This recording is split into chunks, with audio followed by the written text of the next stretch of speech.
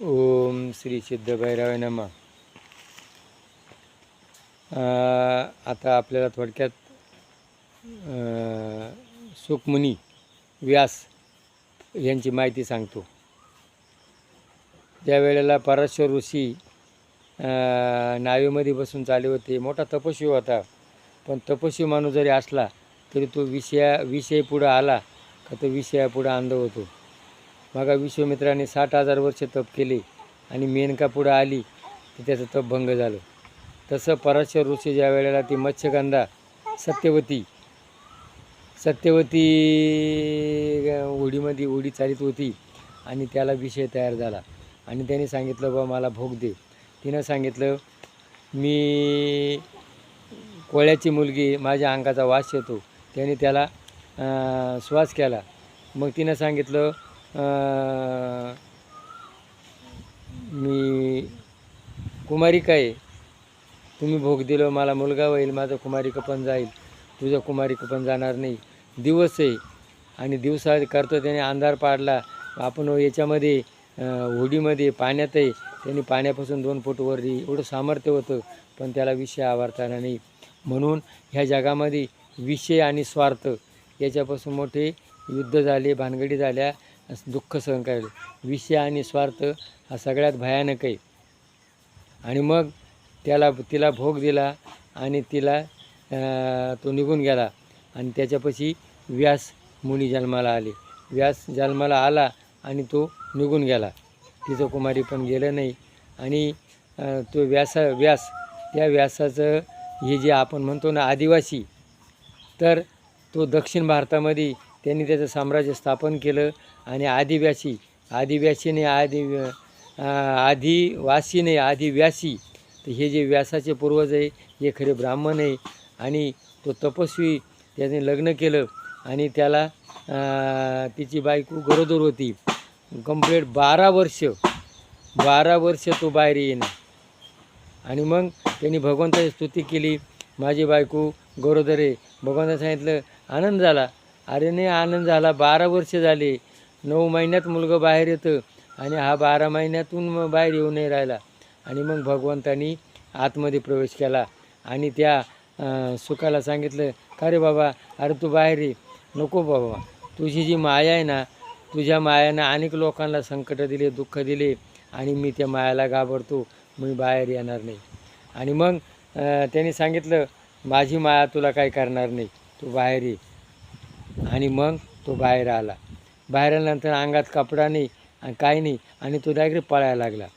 तो पळायला लागल्यानंतर व्यासाने त्याचं नाव ठेवलं नव्हतं, मग त्याला सुख असं पडलं आणि म्हणून त्याचं नाव काय पडलं, सुखमुनी. सुखमुनी हे तेजस्वी होते, तपस्वी होते, अंगावर कपडा नव्हता. आजही हे गुजराती मारवाड्यांचे जे साधू आहे ते नगे साधू आहे, त्यांच्या डोक्यात स्त्री आणि पुरुष हा अजिबात भाव नसतो. एकदम त्यागी, अंगावर कपडा नाही, स्त्री आणि पुरुष त्यांच्या डोक्यात विषयच नाही. आणि मग तो सुखमुनी ज्या वेळेला जंगलात गेला त्यावेळेला जंगलामध्ये व्यासाचा एक शिष्य होता आणि त्या शिष्याला त्यांनी एक भगवंताचं गीत सांगितलं होतं आणि तो गीत म्हणत होता. आणि गीत म्हटल्यानंतर त्याला तो त्या भगवंताच्या गीतात तल्लीन झाला. आणि मग सांगितलं, बा हे गीत तुला कोणी शिकवलं? म्हणून तुझे वडील जे सुखमुनी त्यांनी शिकवलं. आणि मग तो त्या सुखमुनीपाशी आला आणि त्यांनी सांगितलं, बघा बाबा, मला भगवंताचं हे पाहिजे, गुणगान पाहिजे. आणि मग त्यांनी ते भगवंताचं गुणगान सुरू केलं आणि तो सुखमुनी त्या भगवंताच्या गुणगानामध्ये तल्लीन झाला. आणि मग त्याला ज्ञान दिलं आणि त्याला हे भागवताचं ज्ञान दिलं. आणि मग ते वडिलांनी त्याला दिलेलं ज्ञान आणि मग ते ज्ञान परीक्षित राजा त्यांनी त्याच्या गुरुच्या गळ्यामध्ये साप बांधला होता. त्या परीक्षित राजा त्या साधूच्या मुलांना त्याला शाप दिला, तू 7 दिवसात मरशील सर्पदंशानं. आणि मग मरण जवळ आल्यानंतर भगवंताने त्याला तो घाबरला. मग त्याला सांगितलं, तू जे हे भागवत मरायचं कसं हे जर समजायचं असेल तर माणसाने भागवत वाचावी. आणि जीवनात जगायचं आहे कसं हे जर पाहिजे असेल तर गीता आणि दासबोध. दासबोध, गीता आणि भागवत हे आत्मज्ञान आहे. हे बाकीचे जे ग्रंथ आहेत हे ग्रंथ काय आहे, त्यांनी असं केलं त्यांनी तसं केलं. पण गीता, भागवत आणि दासबोध याच्यामध्ये जे जीवनग्रंथ मांडले गेले, तुला काय करायचं आहे, तू तुझं विकास बघ. आणि मग जर जगायचं असेल तर गीता पाहिजे, दासबोध पाहिजे, तुकारामाचा गाथा पाहिजे. आणि मरायचं आहे आता तर काय पाहिजे, भागवत पाहिजे. आणि मग त्या सुखमुनींनी त्या परीक्षित राजाला 7 दिवसामध्ये जे आत्मज्ञान केलं. भागवत ग्रंथ लोक काय म्हणतात अंधश्रद्धा. ज्याला अंधश्रद्धा वाटत असेल त्यांनी ज्ञान आणि विज्ञान यांची संपूर्ण सांगड या भागवतामध्ये. मी भागवताचा पूर्ण अभ्यास केला. भागवतामध्ये आपल्या ज्या काही गोष्टी लिहून ठेवल्यात त्या आपण काही लोक म्हणतात हे अंधश्रद्धा आहे. अंधश्रद्धा नाही, ज्ञान आणि विज्ञान याची सांगड म्हणजे भागवत.